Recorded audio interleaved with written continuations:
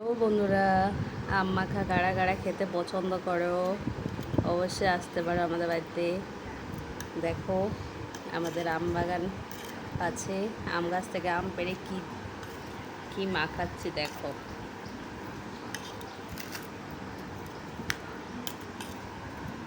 কাঁচা লঙ্কা আছে, শুকনো লঙ্কা আছে, চিনি আছে, লবণ আছে, এগুলো একটু ভালো করে মাখিয়ে নেব।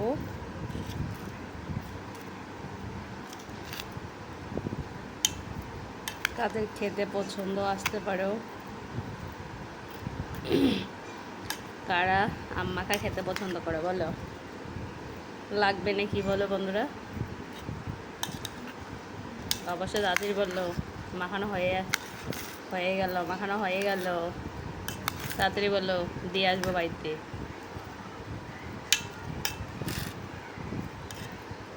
কেমন লাগছে বলো আম মাখাটা?